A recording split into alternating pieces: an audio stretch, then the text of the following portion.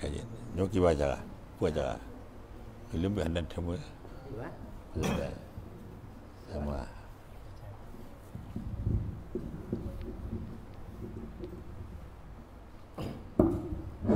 Assalamualaikum warahmatullahi wabarakatuh. Waalaikumsalam warahmatullahi wabarakatuh. Alhamdulillah, wassalatu wassalamu ala rasulillah wa ala alihi wa sahbihi wa mawala. Amma ba'du, ya ibadallah. Syukur alhamdulillah kita sudah sampai di tempat abu kita yang mulia, Mursyid Tariqat Al-Hajjaj Syekh Haji Tengku Haji Muhammad Jamzami.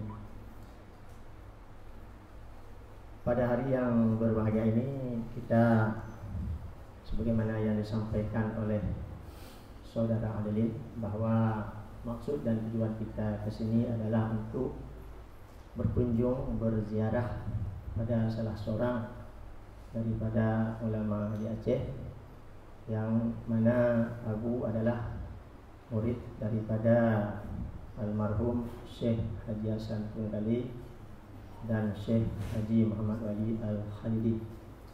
Mungkin dengan kehadiran kita pada hari yang mulia ini oleh Abu bisa memberikan tausiah, mau'izah, apalagi kita menjelang memasuki bulan Ramadan. Mungkin ada teman-teman yang ingin mengambil tariqat hadat pada Abu. Kami mohon kalau diperkenankan untuk diijazahkan. Kemudian lagi untuk selanjutnya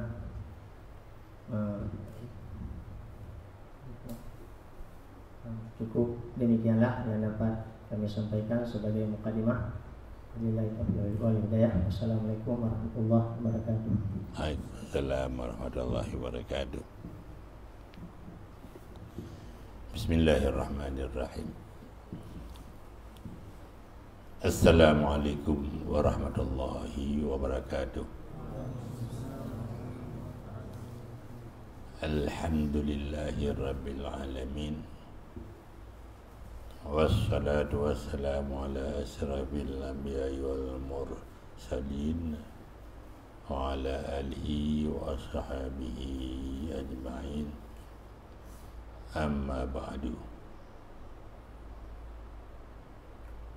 Yang saya hormati,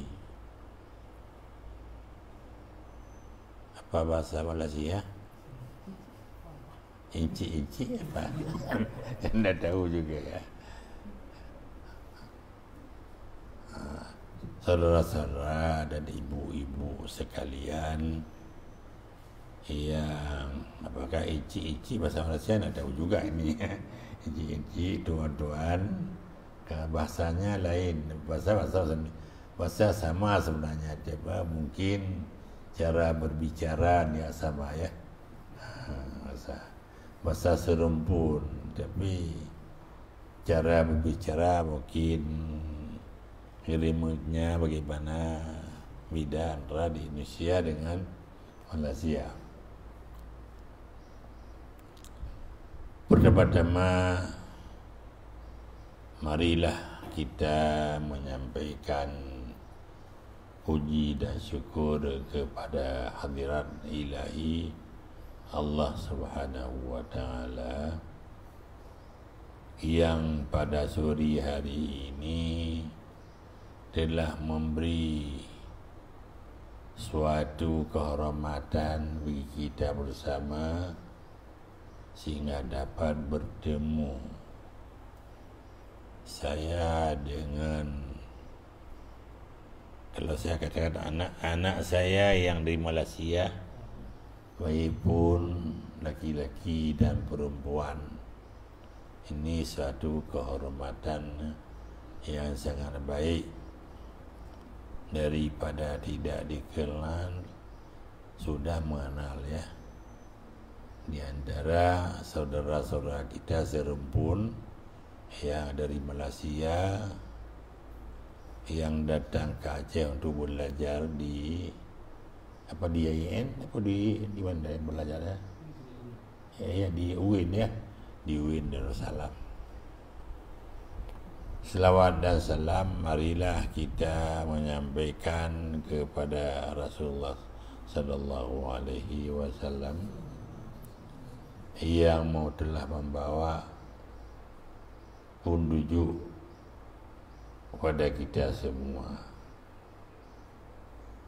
bahwa dengan ada Rasulullah maka kita dari yang berada dalam alam kegelapan ataupun alam sesat menjadi kita umat Nabi Muhammad, menjadi umat Islam yang berada dalam petunjuk, dalam keridaan Allah Subhanahu wa taala.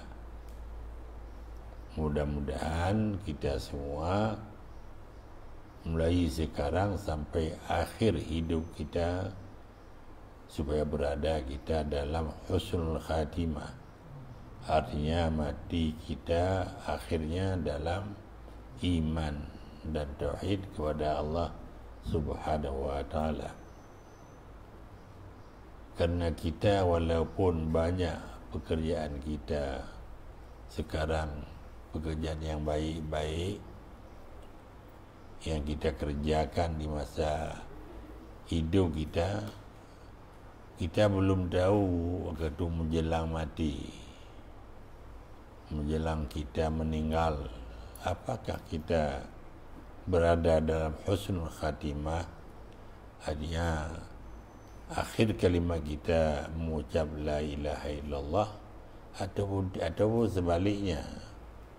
Ini yang tidak kita ketahui. Itu masalah disebut masalah gaib, masalah yang tidak sampai pengetahuan kita.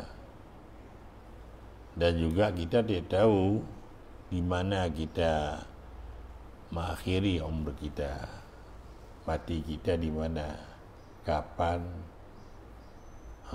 apa sebab tidak ketahui. Itu maknanya suatu yang gaib. Itu yang disebut, yang mengetahui yang gaib itu hanya Allah Subhanahu wa taala. Jadi moga supaya kita semuanya, yang pertama yang paling penting, pada kesudahan umur kita berada dalam husnul khatimah.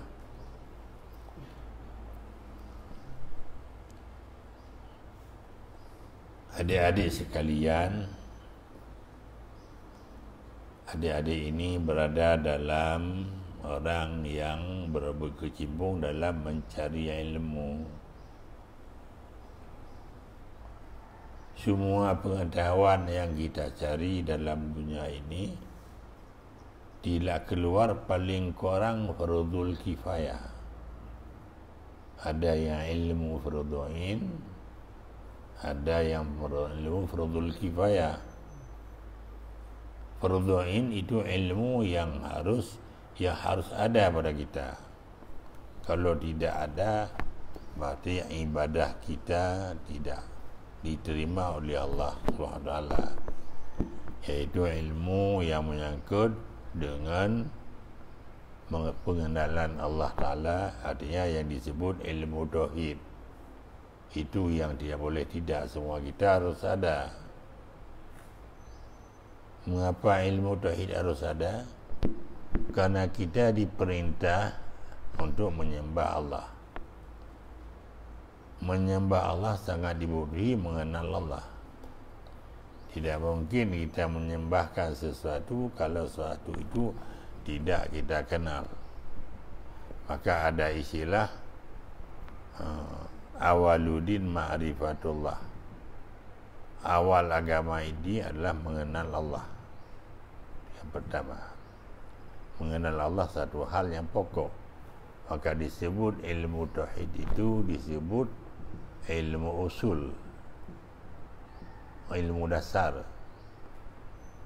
Sebelum ada ilmu yang lain, kita harus yang menanam dalam kita ilmu tauhid, ilmu pengenalan Allah. Apa Allah itu? Karena Allah itu tidak bisa kita melihat, tidak bisa kita mendengar, tidak kita dapat kita merasai. Dengan apa kita rasai? Dengan perasaan kita. dan tidak dapat kita sentuhi. Jadi itu satu hal yang sulit. Oleh karenanya mengenal Allah itu adalah dengan mengenal zatnya. Bagaimana zat Allah? Apakah seperti zat kita ataupun tidak? Allah mengatakan laisa kamitslihi syai'un. Allah tidak sama dengan apapun yang wujud. Yang kedua, mengenal sifat Allah. Yang sifat apa sifat Allah? Bagaimana sifat yang ada pada Allah?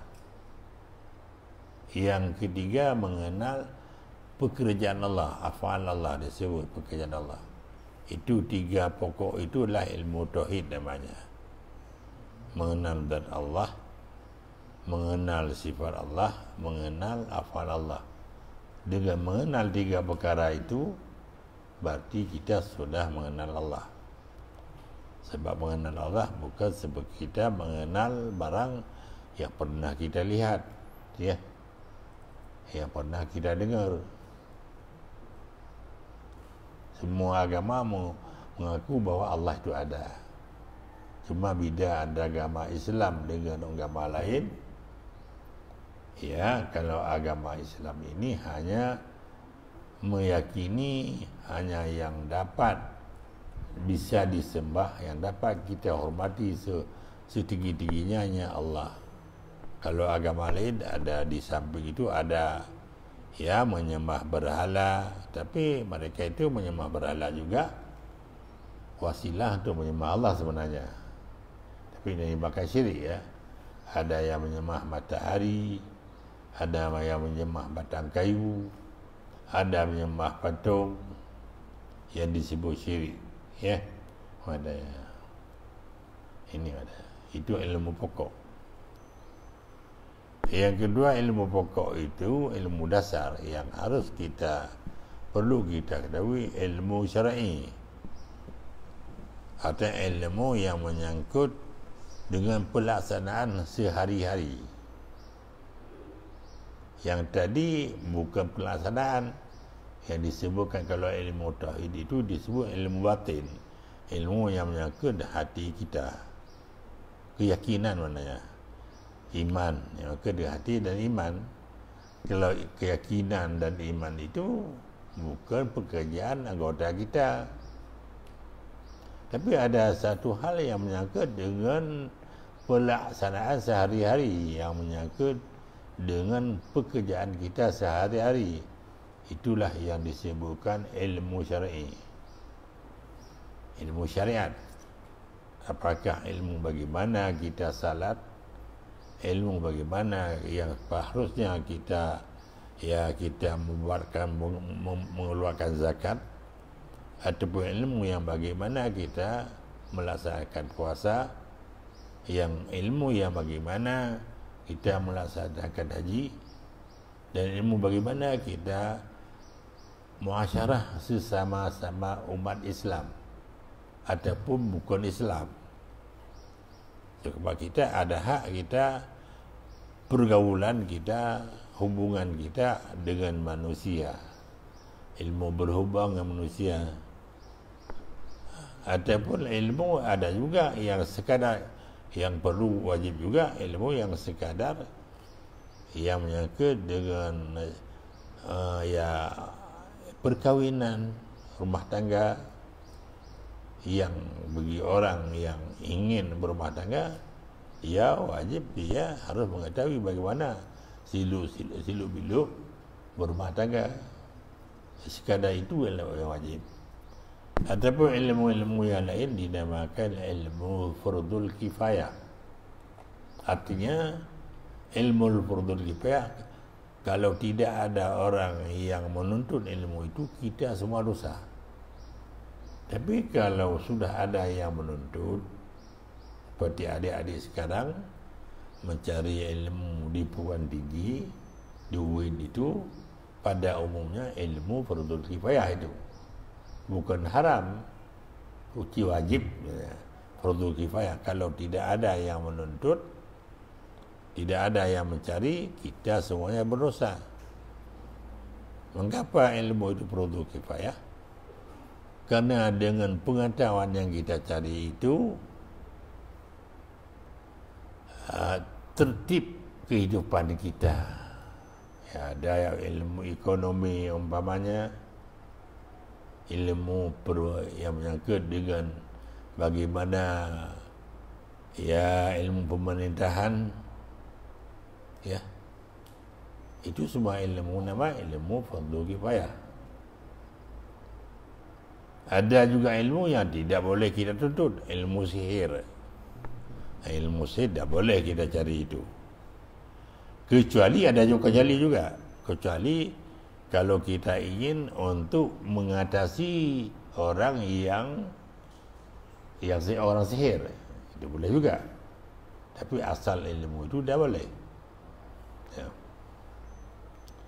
Jadi ilmu yang sedang adik-adik tuntut sekarang di UIN Al-Ghazali itu adalah pada umumnya ilmu yang menyangkut dengan kehidupan kita, ilmu fardul kifayah. Karena kita hidup dalam dunia itu perlu mencarikan bagaimana hidup yang baik itu. Hidup yang baik kita itu perlu sekali juga. Jangan kita hidup dalam dunia ini ditindas oleh orang lain, apalagi ditindas oleh orang luar agama Islam, ya. Itu makanya perlu bagaimana, karena apalagi kita membutuhi kepada salat itu membutuhi pada tutup aurat. Tidak mungkin kita tutup aurat kalau tidak ada orang yang punya ilmu untuk membuat kain, ya, membuat tempat salat. Juga tidak mungkin kita naik haji kalau tidak orang yang mampu untuk membuat pesawat kalau bahasa sekarang untuk datang ke tanah suci. Makanya dikatakan ilmu yang macam itu ilmu fardu kifayat, ya. Itu maknanya. Yang penting kita tuntut ilmu itu ikhlasnya. Ikhlas itu yang penting. Maka Rasulullah mengatakan al-ulama'u warasatul anbiya. Ulama itu pewaris para nabi. Kalau nabi-nabi dulu pada awal sebelum Nabi Muhammad, pewarisnya para nabi anbiya juga, nabi juga, para rasul nabi. Pamannya Nabi Musa, pewarisnya dulu para nabi juga. Pamannya seperti Nabi Syuaib itu pewaris. Kalau umat Nabi Muhammad itu ada pewarisnya para ulama. Ya, memang kalau disebut ulama, ya karena ulama itu bahasa Arab, bahasa syar'i, ya memang yang lebih mirip kepada ulama yang mengetahui tentang siluk-biluk ilmu agama. Tapi termasuk juga, tidak lepas juga, karena ulama yang lain perlu juga, yang bidang lain perlu juga. Ya, sebab kalau tidak bisa teratur negeri ini, kalau tidak ada orang yang pandai, yang cerdas, ya, tidak bisa mengatur ekonomi kalau tidak ada orang yang mengetahui bagaimana ekonominya. Ya, tidak bisa kita mengatur bagaimana kita mengadakan hubungan dengan luar negeri kita kalau tidak ada orang yang mengetahui itu. Maka dikatakan semua pengetahuan itu namanya fardu. Paling dikurang fardu kifayat. Kalau tidak fardu ain, fardu kifayat. Adik-adik sekalian, kita ini insya-Allah beberapa hari lagi sudah sampai menghadapi hari Ramadan. Bulan Ramadan, bulan yang sangat mulia daripada Allah Subhanahu wa taala. Bulan mana? Bulan Ramadan itu bulan yang terbaik. Sebagaimana umpamanya dalam satu minggu ada satu hari yang terbaik, ialah hari Jumaat. Ya. dalam satu hari dan satu malam ada satu saat yang terbaik, umpamanya menjelang subuh. Dalam satu bulan begitu juga. Dalam satu tahun ada satu bulan yang terbaik, ialah bulan Ramadan. Di mana bulan Ramadan di selain daripada kita dianjurkan untuk melaksanakan ibadah yang tertentu, ialah puasa bulan Ramadan, bagi kita dianjurkan untuk ibadah-ibadah yang lain seperti baca Al-Quran, berzikir, dan macam-macam ibadat. Cuma yang penting dalam bulan Ramadan itu adalah menahankan diri kita dari makanan yang disebutkan puasa, atau menahankan diri pada bicara-bicara yang dilarang dalam agama. Bukan hanya puasa, bukan menahan daripada makanan saja, menahan daripada yang lain-lain. Sebab saya ini tidak bisa banyak berbicara, ya. Jadi kembali tadi nanti ada, kalau memang yang tadi sampaikan lagi tadi, kalau benar adik-adik yang semuanya mau menerima tarekat, ya, ada semuanya. Kalau ada dia begini kan, nanti aja. Kalau saya ada saya nanti, karena tarekat ini punya adabnya, punya cara-caranya, kan ada khas tertentu. Jadi kalau mau nanti datang hari lain saja, siapa yang mau insya-Allah kan diberitahu saja, yang diberitahu kawan saja. Saya kira saya sangat berbahagia pada hari ini dengan ketemu dengan adik-adik dari Malaysia. Saya sering juga ke Malaysia, kadang-kadang 6 bulan sekali ke Malaysia, ke Penang, yang berubat ini, ya, berubat. Kadang-kadang Kuala Lumpur. Ini. Alhamdulillah pada sore hari ini bahagia sekali sudah ketemu dengan adik-adik sekalian, baik pun laki-laki maupun perempuan. Semoga silaturahmi kita sebagaimana terjadi pada sore hari ini, insya-Allah mudah-mudahan akan kita mengadakan seterusnya. Jadi saya kira inilah yang dapat saya sampaikan, kerana saya tidak bisa lagi berbicara. Tidak korang, kalau pagi bisa panjang sedikit, ini kalau sore begini, ini itulah tidak bisa lagi, ya. Jadi terima kasih. Apa lagi?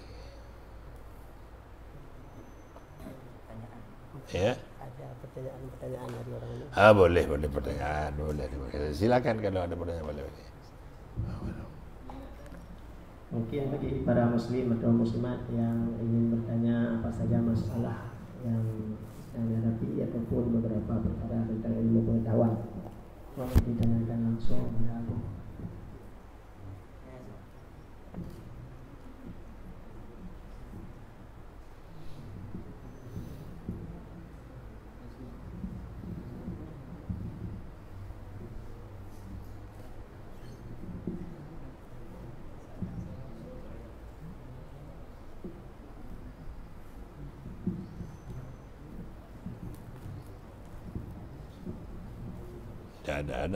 Ada. Dari ibu-ibu. Ya.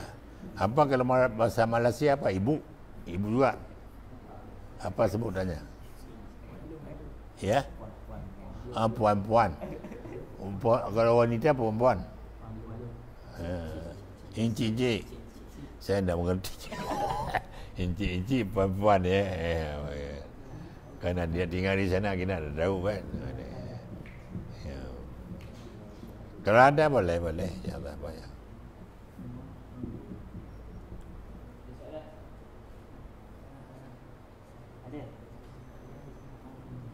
Bagi ada persoalan silakan.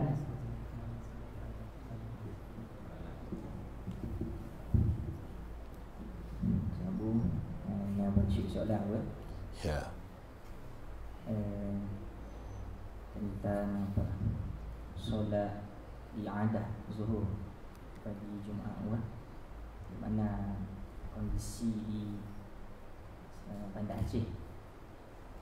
Saya boleh jelaskan sedikit. Oh. Terima kasih.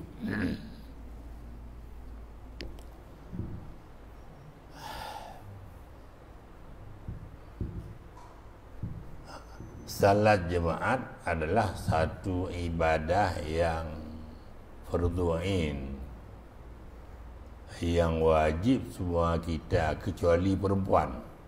Kecuali semua laki-laki wajib melaksanakan salat jemaat pada hari Jumaat. Itu yang wajib. Yang wajib pada hari Jumaat sama seperti hari lain, salat 5 waktu. Tapi hari Jumaat itu ganti pada zuhur adalah salat 2 rakaat salat Jumaat. Cuma salat Jumaat itu mempunyai 5 syarat baru sah Jumaat itu.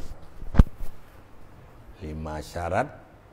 Di antara 5 syarat, yang pertama harus ada, yang pertama salat itu berjamaah. Tidak boleh sendirian-sendirian. Tidak boleh salat jemaah itu kita perorangan. Tidak boleh itu. Okay. Yang kedua, salat jemaah itu bilangan itu, jemaah itu tidak sembarangan. Paling kurang 40 orang. Paling kurang 40 orang, yang 40 itu yang sah salatnya sendiri. Artinya salatnya tidak ada kekurangan.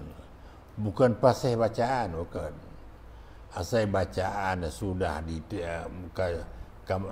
diterima dalam bahasa Arab, sudah apa-apa. Yang penting sah salatnya 40 orang itu. Kemudian antara lain harus didahului 2 khutbah. Kalau salat biasa tidak perlu khutbah. Ini harus didahului oleh membaca 2 khutbah.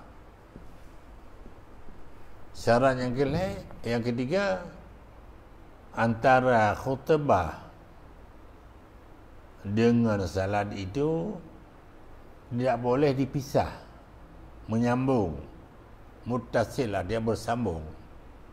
Umpamanya tak boleh, umpamanya kita pagi-pagi baca khutbah, tengah hari baru kita salat, tak boleh itu. Mesti di antara khutbah dengan salat jemaat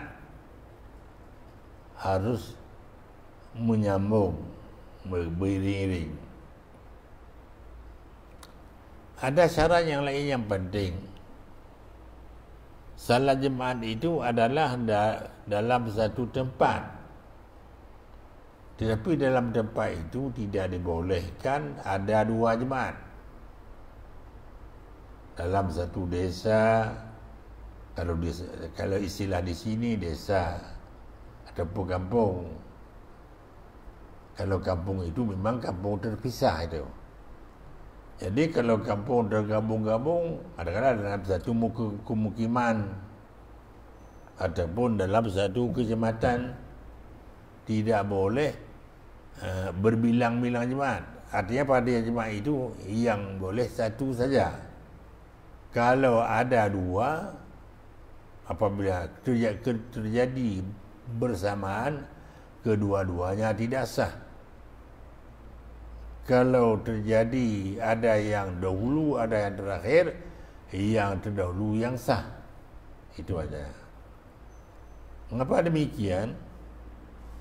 Karena Rasulullah, pada masa Rasulullah sallallahu alaihi wasallam, di masjid ada, di Madinah ada 9 buah masjid.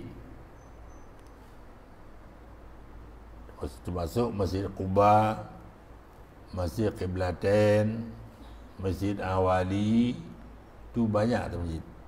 Tapi semuanya tidak dibenarkan salat jemaat. Yang dibenarkan salat jemaat hanya pada tempat Rasulullah sallallahu alaihi wasallam, itu Masjid Nabawi.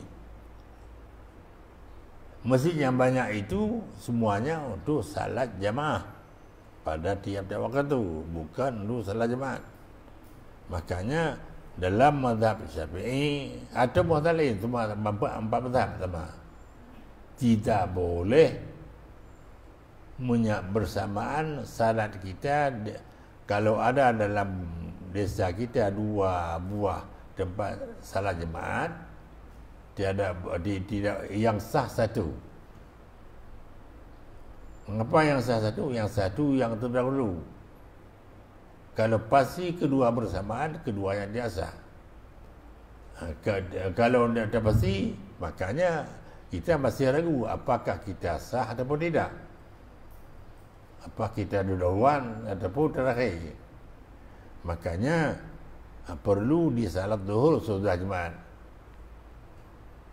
Salat zuhur sudah jemaah itu bukan asli ya wajibnya. Wajib li'aridi. Kalau disebutkan dalam ilmu fiqih, li'aridin. Karena tidak ada tentu jemaah sah. Mungkin sah jemaah kita yang kita laksanakan karena awal kita, dulu kita. Mungkin kita yang kemudian, maka dia sah kita. Maka sesudah kita salat jemaat, tidak kita yakin bahawa apakah kita sudah salat jemaat yang sahih atau tidak. Berarti kita tidak yakin apakah kita sudah salat 5 waktu belum dong, sehari semalam. Makanya di Aceh ini pada umumnya sesudah zuhur, sudah jemaat di salat zuhurnya. Dalam istilah bahasa Arab bukannya ada zuhur, bukan. Salat zuhur ba'dal jemaat, salatul zuhri ba'dal jemaat. Sebab yang ada lain makna. Kalau istilah usulin, yang ada maknanya sembahyang yang sama 2 kali kita sembahyang. Umpama seperti asar, umpama kita tadi zuhur, umpama kita sudah salat sendiri. Ada juga kita ulang lagi, itu yang ada namanya. Ada salat 2 kali dalam satu waktu, sembahyang yang sama itu mah ada. Kalau lain-lain salat bukan yang ada namanya. Disebutkan dalam istilah Yusuf Nabhani, fi'lu zuhri ba'dal jemaati, mengerjakan zuhur sudah jemaat. Sebab ada begitu banyak. Kadang-kadang kita dalam satu hari semalam wajib kita salat 10 salat. Wajib kita salat. Umpamanya begini, kita pasti ada salat yang tidak kita kerjakan. Tidak tahu apakah zuhur, apapun asar, ataupun maghrib, ataupun isya, ataupun subuh. Tahu ada. Kita ketahui bahawa satu dalam 5 itu satu tidak dikerja. Tapi tidak tahu lagi. Kalau sudah begitu wajib kita qada 5 salat. Berarti hari semalam tambah yang satu hari semalam yang waktunya tambah 5 lagi sudah 10. Itu ada namanya li'aridin. Artinya karena ada sebab. Begitulah salat jemaat itu wajib kita, kalau kita zuhur sudah jemaat itu li'aridin. Artinya kerana ada satu sebab. Apa sebabnya? Kerana tidak yakin kita jemaat itu pasti sudah sah. Maka kita ganti dengan zuhur. Bukan ganti. Kalau memang sudah sah jemaat yang kita laksanakan, zuhur itu jadi sunat. Kalau pasti dia yang jemaat sudah kita laksanakan kerana kemudian orang lain, zuhur itu jadi wajib. Ini disebutkan li'ihtiyatin, kerana menghimat, kerana hati-hati maknanya. Itu masalah kakak begitulah tentang menyangkut. Kalau dilihat di Aceh ini ada tempat-tempat yang bahkan banyak tempat yang ada sesudah jemaah itu ada zuhur itu. Itu semua mazhab begitu tu. Kalau kita lihat mazhab lain lagi lebih parah lagi. Kalau mazhab lain ada syarat lagi baru sah jemaahnya, harus ada imam, ada pemerintah dalam pemerintahan dia di tempat itu. Kan? Jadi kalau ta'adud jemaat itu semua mazhab tidak boleh ta'adud jemaat. Sebab ta'adud jemaat nama bid'ah maknanya. Yang bidah ta'adud. Bukan salat zuhur solat Jumaat yang bidah. Yang bidah ta'adud Jumaat. Berbilang-bilang Jumaat dalam satu tempat, itu yang menjadi bidah, yang dilarang kan. Tapi kalau sudah ada bagaimana jalan keluar? Maka jalan keluarnya sudah ta'adud, kita tak lalu tu kan.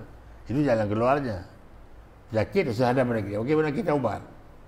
Kita ubat satu sudah itu mana kami itu. Terima kasih.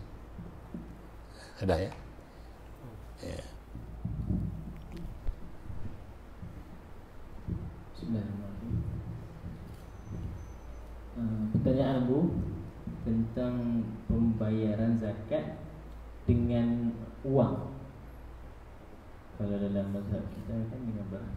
Itu dengan seperti kejadian yang berlaku, ada yang bayar dengan wang, adakah sah ataupun tidak zakat?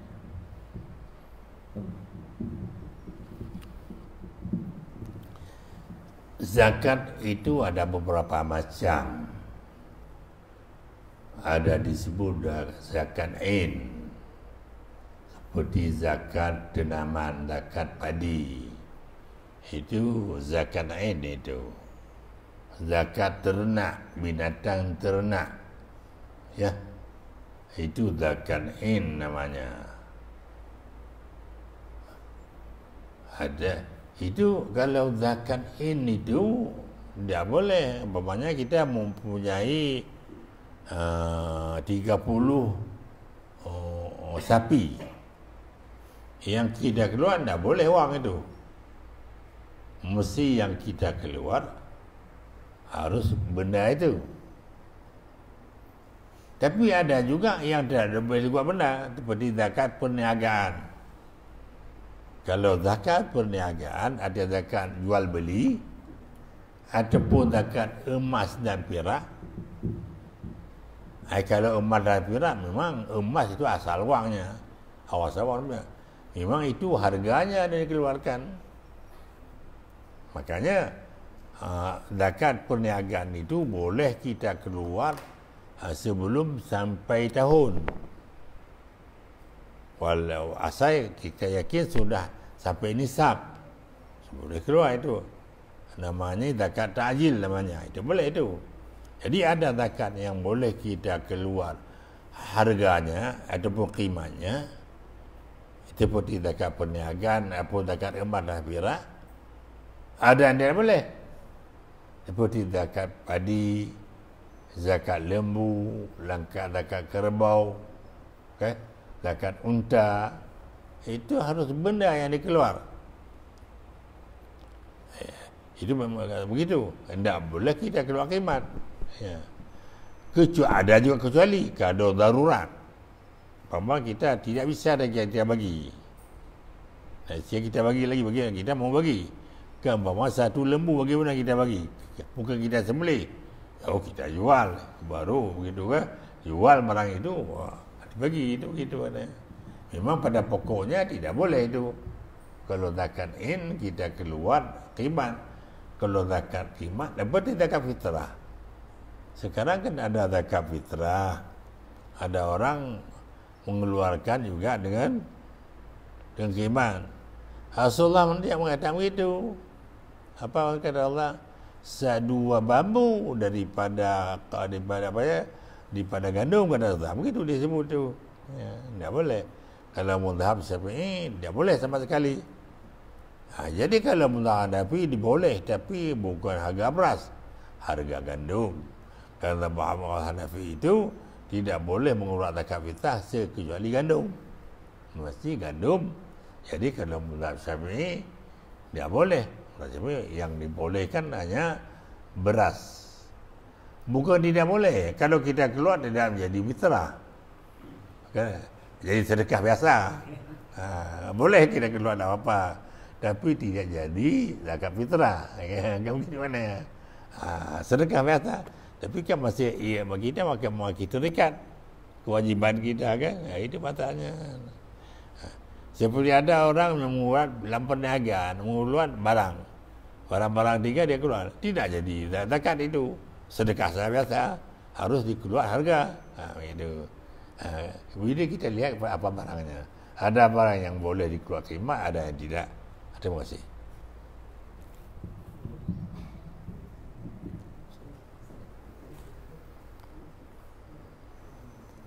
Dari ibu-ibu, si ada satu.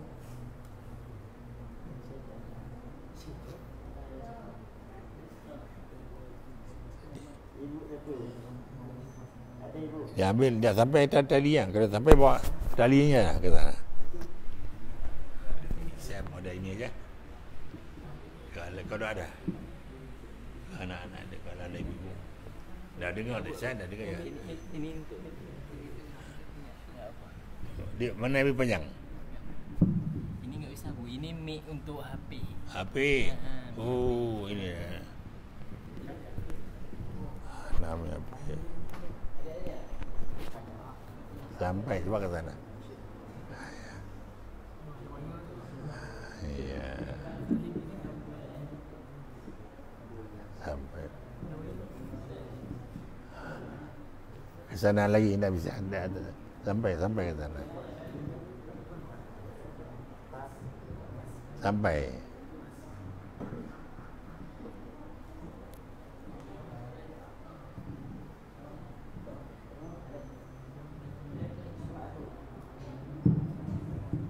Assalamualaikum warahmatullahi wabarakatuh. Waalaikumsalam warahmatullahi wabarakatuh. Nah, bagaimana cara nak jadi hilang was-was dalam melakukan sembahyang atau melakukan solat?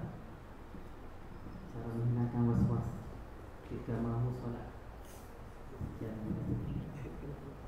Ya, coba. Kenapa ada? Ambil aja.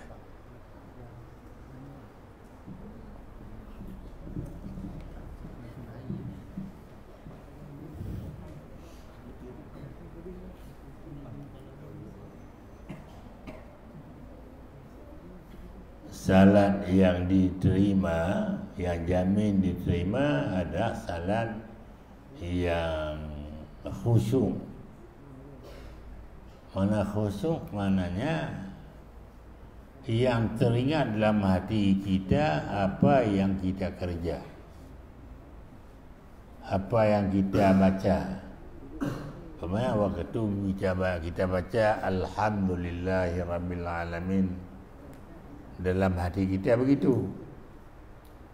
Ar-Rahmanir-Rahim, Maliki Yaumiddin, Iyyaka na'budu wa iyyaka nasta'in, Ihdinas siratal mustaqim, siratal ladzina an'amta 'alaihim, ghairil maghdubi 'alaihim waladdallin.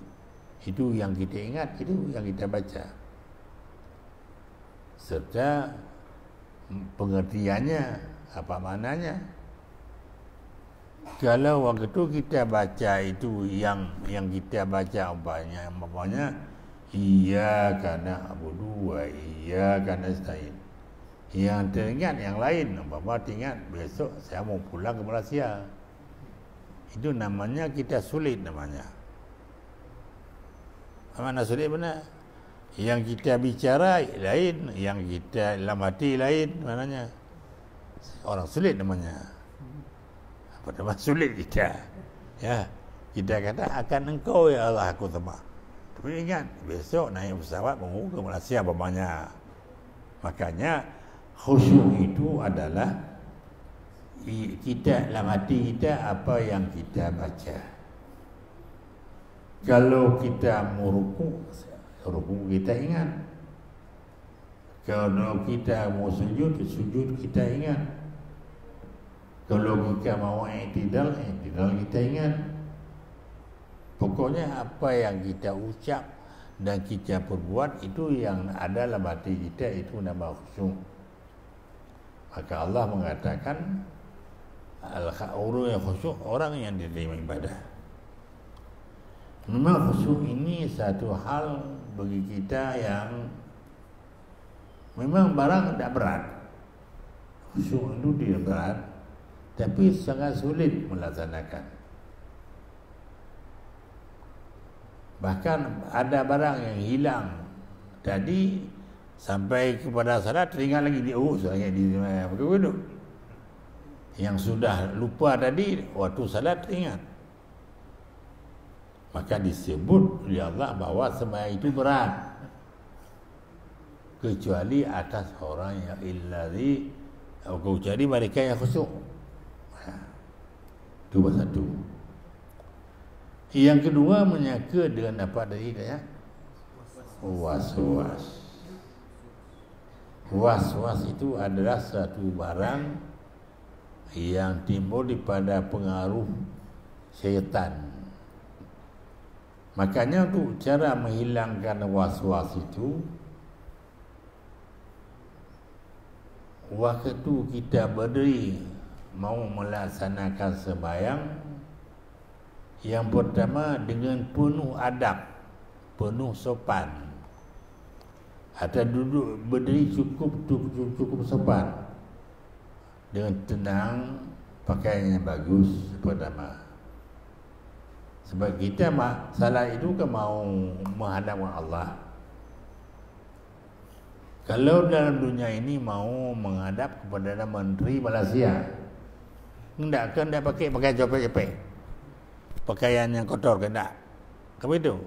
Jadi manusia yang besar begitu pakaian kita. Begitu juga kita menghadap pada Allah, jangan sembarangan pakaian. Pakaian yang terbaik dalam pakaian kita.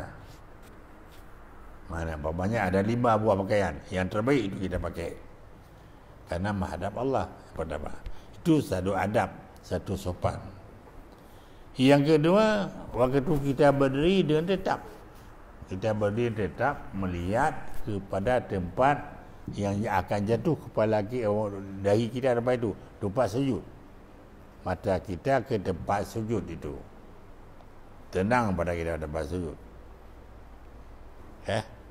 Dan mata kita itu jangan kita hilang ke sana, terus ke sana. Yang kedua, yang ketiga, kita hilang ingatan dari segala-galanya. Yang teringat hanya untuk salat.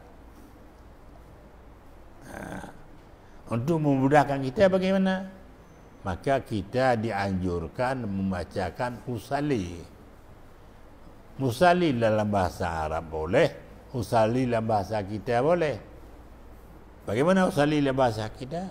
Kita baca dulu. Sahaja aku kerjakan salat zuhur rakaat apa. Kita baca alam. Tak apa-apa boleh juga. Sebab membaca itu membantukan hati. Biasa kita kalau sudah kita baca, hatinya ikut. Walau sebenarnya ucapan yang perintah hati, tapi dengan kita baca adalah dengan itu membantu kita. Maka disunatkan usalli itu untuk adalah membantu hati kita itu. Maka kalau begitu kita laksanakan terus, maka akan hilang sedikit demi sedikit was-was itu. Was-was itu begini, seperti kita terkebir.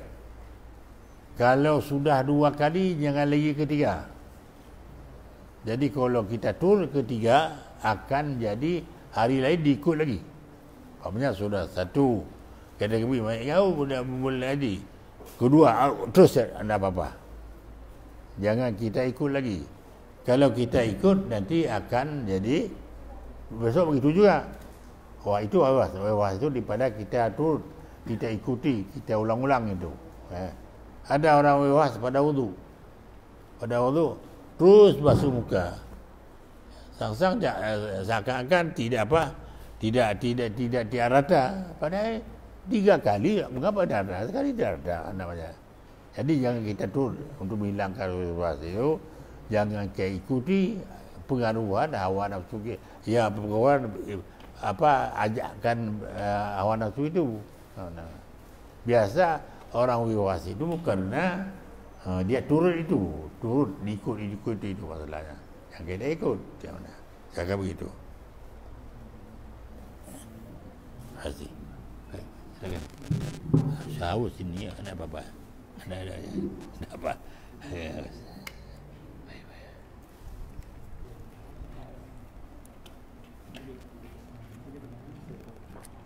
Betul. Sebab kering, sudah kering. Apa? Soalan dua daripada Sunnah. Ya, baca saja. Ada dua soalan ya. Ya. Satu, bagaimana adab dalam menuntut ilmu dengan guru yang berlawanan jenis yang masih muda? Apa? Coba dalil. Adab menuntut ilmu dengan guru yang contoh lelaki, pelajarnya perempuan, tapi gurunya masih muda. Bagaimana adab? Yang kedua, bagaimana mahu ada sifat istiqamah dalam menuntut ilmu?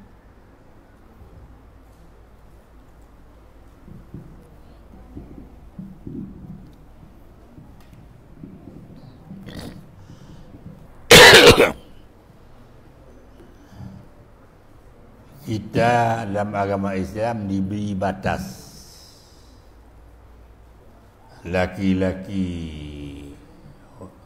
wajib menutup aurat, perempuan wajib menutup aurat. Kalau aurat perempuan dalam salat, selain daripada muka dan dua tapak tangan, semuanya aurat dalam salat. Itu sepakat ulama itu. Tapak tangan begini itu boleh buka, muka ya boleh dibuka kalau dalam salat. Ya. Kalau di luar salat itu beda pendapat ulama. Ada pendapat berbagi perempuan. Satu pendapat sama seperti dalam salat. Selain daripada muka bukan aurat, tapak tangan bukan aurat. Ada pendapat aurat perempuan itu seluruh tubuhnya,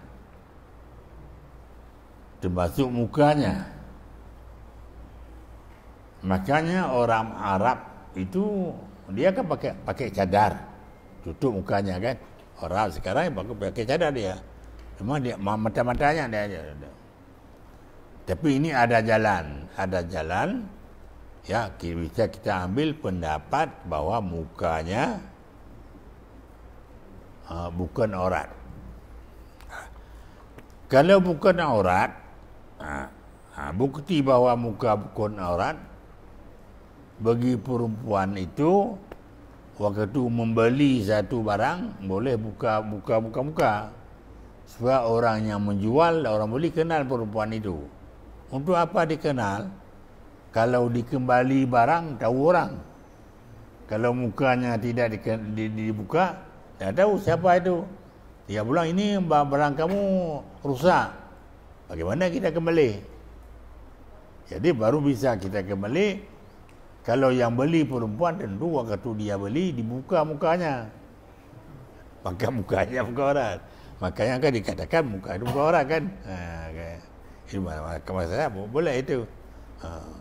Jadi untuk ada kepentingan ini. Maka boleh kita itu. Menyangka dengan pengajian, umpamanya yang mengajar laki-laki yang belum kahwin, masih muda. Okay. Yang belajar juga perempuan. Ya. Jadi kalau sudah ramai, tidak takut fitnah lagi, tidak batal lagi. Kalau masih satu dua, itu harus tutup. Ada itu masalah kita takut. Mengapa wajib tutup begitu? Karena kita takut kalau perempuan melihat laki-laki, laki-laki buat perempuan akan menarik perempuan terhadap laki-laki itu, walaupun gurunya akan tertarik kepada perempuan itu. Nanti akan terjadi pekerjaan yang salah, fitnah untuk melarikan itu. Tapi pada dasarnya boleh buka itu. Tapi kalau takut fitnah, takut berbahaya, itu wajib kita tutup dengan tirai kayak begitu. Tapi kalau sudah ramai-ramai, ada kurang masalah juga. Tapi ada juga masalah kadang-kadang dalam ramai itu ada satu yang dia tarik. Masalah juga kan. Nanti pakai bola juga kan. Tapi yang lebih baik ada tirainya. Ada tempat dindingnya kan. Ya. Kalau ada dinding boleh juga. Ada ulama yang mengatakan boleh tidak ada dinding. Ada ulama boleh. Tak begini. Kalau kita mengajar ini, kalau guru tidak bisa melihat muka murid tidak ada muka, itu agak kurang menyambut. Ya, kurang menyambut itu. Ya, ada menyambut memang itu. Apa nama menyambut? Ya, tidak menyambung. Ada menyambung. Itu ada ilmu pendidikan kan begitu. Kalau ilmu kita itu kita lihat mengapa begitu. Kalau guru melihat kepada muka murid, tahu dia murid mengerti atau tidak. Kita waktu lihat muka murid, waktu kita mengajar, kadang-kadang ini anak mengerti. Ini anak tak mengerti. Bagaimana orang tidak mengerti, waktu kita sudah mengerti, kita tahu dah mengerti, kita ulang lagi. Bagaimana? Sebab dia mengerti. Maka perlu lihat muka itu sebenarnya. Ya, itu masalahnya apa? Itu sebenarnya kepentingan pendidikan itu. Cuma selain daripada muka tidak boleh dibuka. Ya, bukan terhadap murid itu masalahnya. Itu saya begitu. Apa lagi disebut lagi? Bagaimana mau ada sifat istiqomah untuk ini? Istiqamah begini, kita talabul ilmi fardu ilmu itu merupakan satu kewajiban kepada tiap-tiap laki-laki dan perempuan. Kalau kita mencari sesuatu dengan penuh keyakinan, di sana terjadi istiqamah. Istiqamah maknanya dia disiplin kita waktu belajar, disiplin kita mengulang pelajaran, disiplin kita mengulang membaca kitab-kitab yang bukan kita belajar. Itu mana istiqamah. Yakin kita untuk bertanya barang tidak tahu, barang tidak mengerti, kita tanya pada orang yang mengerti, walaupun orang itu lebih muda dari kita. Sebenarnya cari ilmu tidak menyangkut dengan umurnya. Ada orang yang umurnya lebih tinggi tapi pengetahuannya kurang. Ada orang ilmu umurnya kecil tapi dia lebih mengerti. Contohnya ada satu contoh. Imam Syafi'i radhiyallahu anhu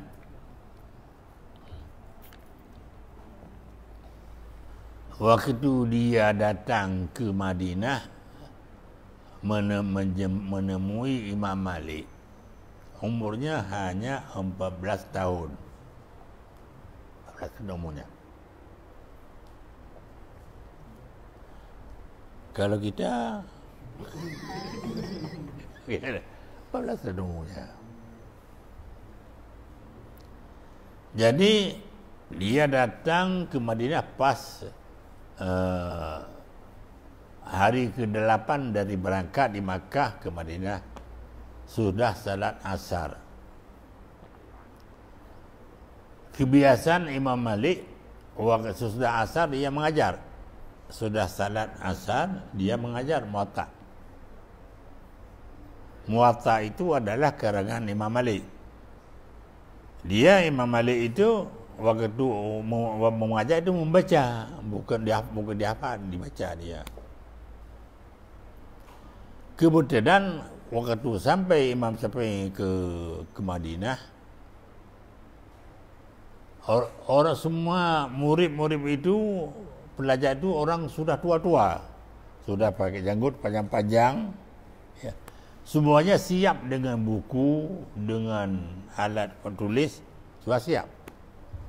Sampai Imam Malik hanya membaca hadis Muwatta itu, murid-muridnya dia dengar, ditulis, catat. Waktu itu kalau belum ada cetakan, semuanya masih tulis tangan.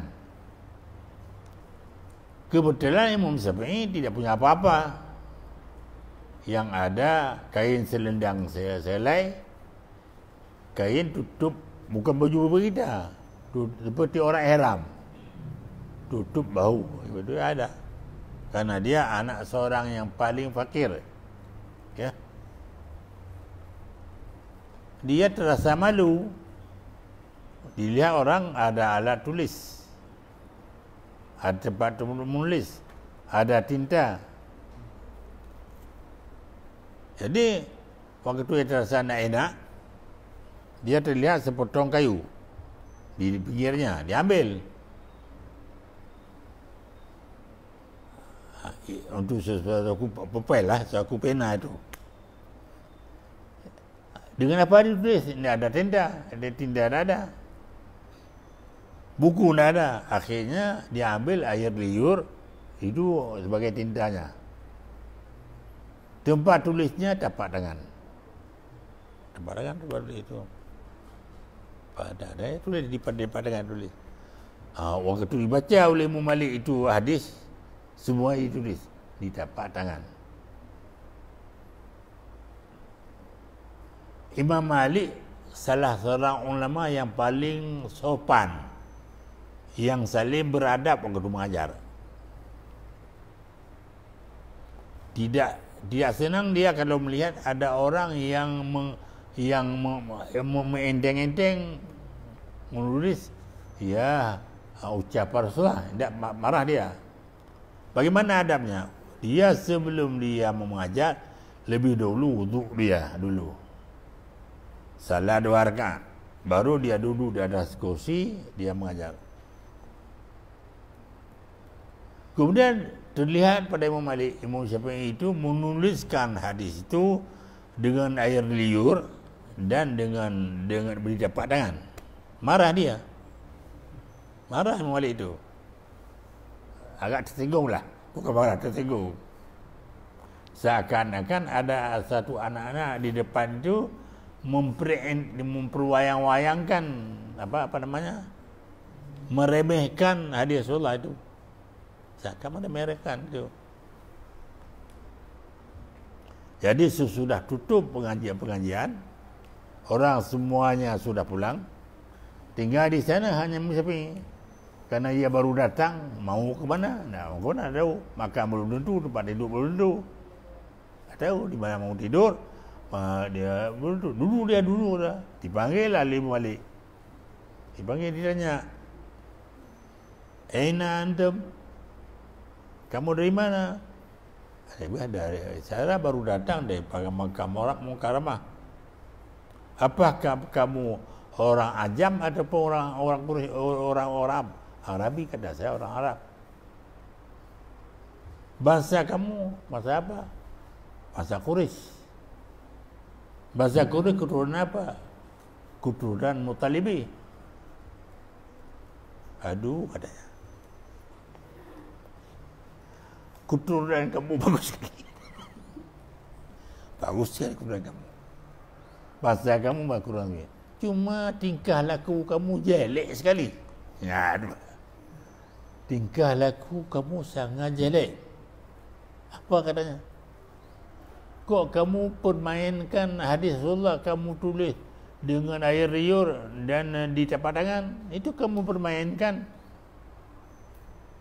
Kamu menghinakan hadis Rasulullah.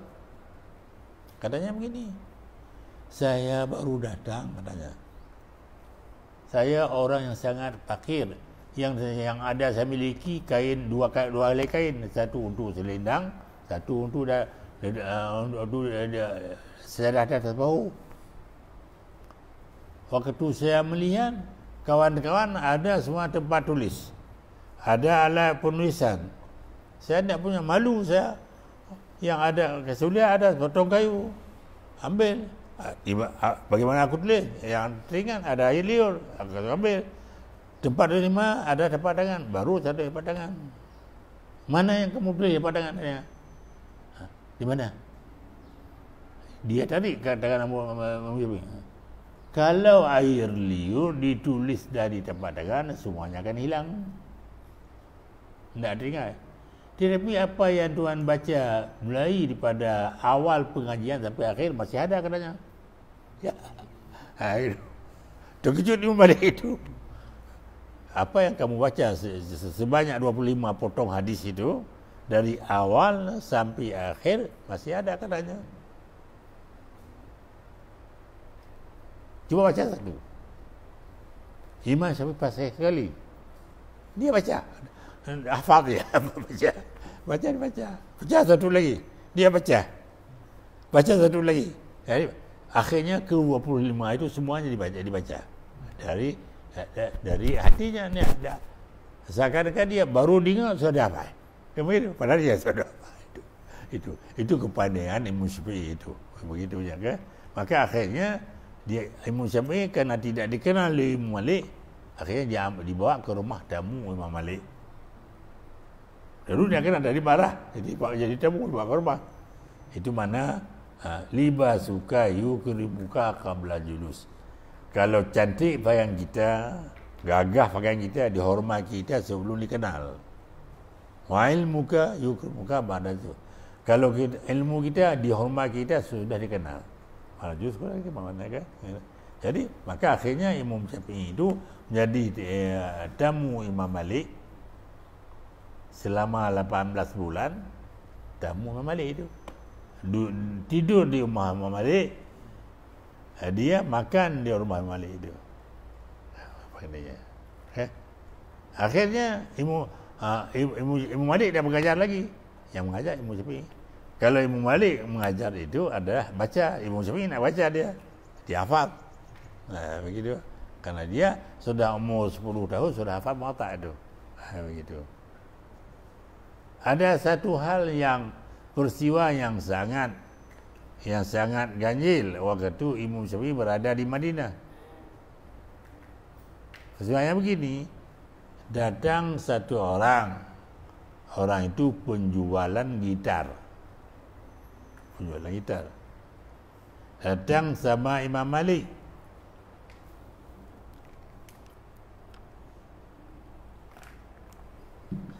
Dia tanya satu masalah.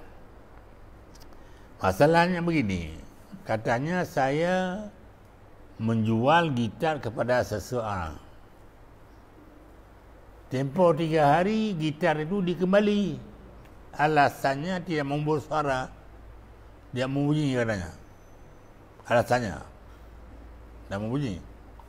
Hati aib lah. Tidak mau bersuara, tidak mau bunyi, kena aib namanya gitar itu. Saya mengatakan, apa saya katakan pada orang itu? Demi Allah, kalau gitar saya tidak selalu bersuara, saya sudah cerai dengan isteri. Itu kata dia katanya. Bagaimana saya sekarang? Sudah cerai dengan isteri itu dia. Saya ucapkan pada orang itu, demi Allah, kalau gitar saya tidak selalu berbunyi, saya sudah cerai dengan isteri. Mau tanya pada imam, apakah sudah cerai atau tidak? Jawab Imam Malik, sudah cerai kamu. Sudah terpisah kamu dari isteri. Kan tidak ada selalu, kalau kita gitar itu bersuaranya, kalau ada sekali-kali bersuara, kalau tidak, kan dia selalu. Kan? Maka kalau kau sudah benar seperti kata Malik. Jadi keluar orang itu dari Masjid Madinah. Di luar masjid dah ketemu lah dengan Syafi'i. Dia tanya, dari mana? Menghadap imam katanya. Apa masalah? Ada masalah, mau tanya kepada imam. Dia bilang masalahnya. Bagaimana jawab imam? Sudah cerai saya dengan isteri. Jawab imam. Saya mau tanya pada kamu. Yang sebenarnya yang banyak bersuara ataupun yang banyak tak bersuara? Oh, yang banyak bersuara, tapi ada sekali tidak. Yang banyak waktu kita main bersuara dia. Tapi ada sekali-kali tidak bersuara. Oh, kalau begitu kamu nak cerai. Kan beda. Imam Malik katakan tadi sudah cerai. Sedangkan Imam Syafi'i mengatakan tidak cerai. Imam Malik dia tanya itu begitu adab dia begitu kan tadi. Sudah kata putus sudah cerai. Kayak mesti tidak cerai. Itu antara murid dan guru sudah beda pendapat. Itu vital sekali pendapat beda itu. Guru mengatakan sudah cerai, muridnya Imam Syafi'i mengatakan tidak cerai. Kan sangat beda. Sampai ucapan Imam Syafi'i itu sama Imam Malik, bahwa kata Imam Malik itu tidak, Imam Syafi'i tidak cerai. Dia panggil lah Imam Syafi'i. Dia tanya, benar kamu kata tidak cerai? Ya, benar. Alasannya apa? Berarti alasannya apa? Dia marah dia. Alasan kamu mengatakan apa? Begini, Tuan kan ada menyebut dalam kitab Muwatta sebuah hadis. Apa hadisnya?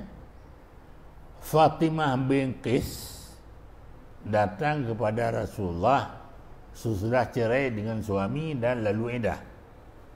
Dia sudah cerai dengan suami dan lalu iddah. Sudah itu datang kepada Rasulullah, bertanya pada Rasulullah, ya Rasulullah, saya sudah dipinang oleh 2 orang, diminta kahwin 2 orang. Yang pertama Abu Sufyan, Muawiyah bin Abi Sufyan. Yang kedua Abu Jahmin. Ya sudah, siapa aku terima? Apa aku terima Abu Sufyan? Ya, ia masih muda. Apa aku terima Abu Jahmin? Rasulullah begini, kalau Abu Sufyan itu kikir sekali, kritat, bahasa kikir sekali, harta dia sulit sekali mengeluarkan harta. Abu Jahmin itu tidak pernah meletakkan tongkat, tetap selalu tongkat di atas bahu, tidak pernah meletak. Tongkat tahu tongkat? Tongkat tahu tongkat ini selalu katanya tongkat begini di bahu. Katanya, hendak baru di lepas hendak.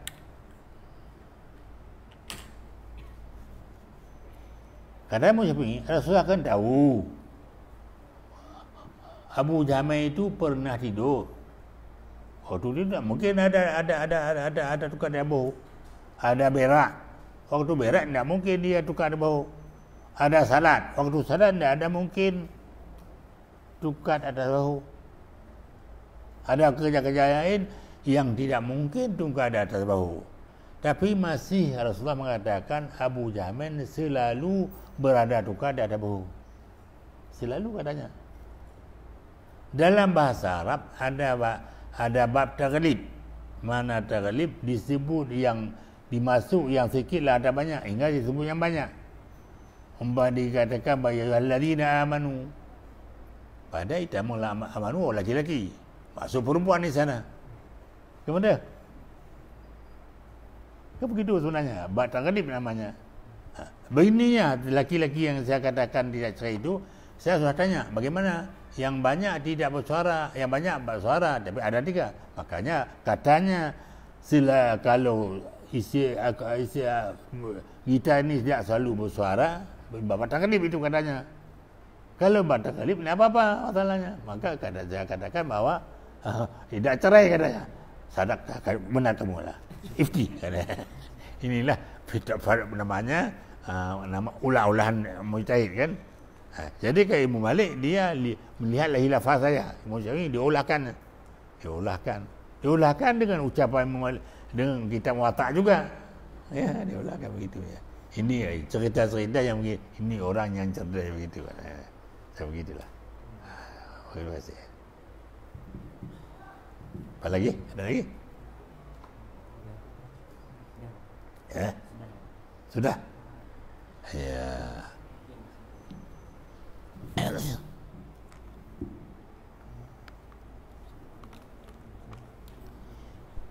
Jadi mudah-mudahan sekadar ini kita bertemu, marilah kita sama-sama berdoa mudah-mudahan selamat dunia wal akhirat. Bismillahirrahmanirrahim. Alhamdulillahi rabbil alamin. Wassalatu wassalamu ala asyrafil anbiya'i wal mursalin wa ala alihi wa sahbihi ajma'in. Allahumma ahsin aqibatana fil umuri kulliha wajirna min khizyi dunya wa adzabil akhirah. Allahumma astajib du'ana fashfi mardana warham amwatana. Allahumma ja'al khaira ayyamina nalqaka wa anta radin anna wa la taj'al musibatana fi dinina wa la taj'al ad-dunya akbar hammina wa la mablagha ilmina wansurna ala man adana wa ja'al sarana ala man zalamana wa kafi syarra ma ahammana wa la tusallit alaina bi dhunubina man la yakhafuka la yarhamuna ولا تسلب بقتنا جاعي إيماننا وغفر اللهم لنا ولوالدينا ولمشايخنا واختم بالصالحات أعمالنا واختم بالصالحات أعمالنا واختم بالصالحات أعمالنا وتوفنا مسلمين والحقنا بالصالحين برحمتك يا أرحم الراحمين. Sallallahu ala sayyidina Muhammad wa ala alihi wa sahbihi wa sallam. Walhamdulillahi rabbil alamin. Al-Fatiha. Rahmatullah. A'udzu billahi minasy syaithanir rajim. Bismillahirrahmanirrahim. Alhamdulillahi rabbil alamin. Ar-Rahmanir Rahim. مالك يوم الدين إياك نعبد وإياك نستعين اهدنا الصراط المستقيم صراط الذين أنعمت عليهم غير المغضوب عليهم ولا الضالين.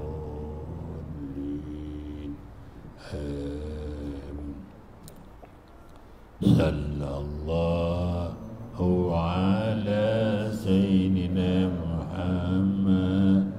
Sallallahu alaihi wasallam. Sallallahu ala sayyidina Muhammad.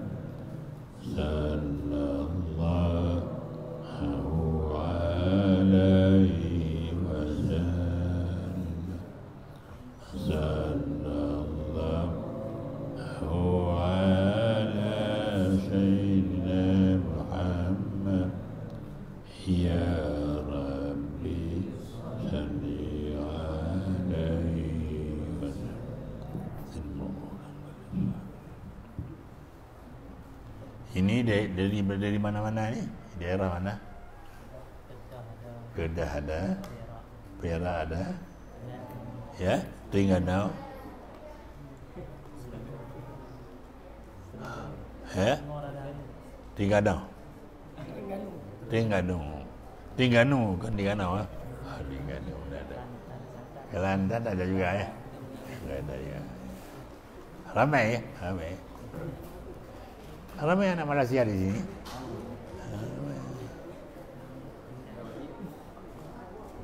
Baiklah.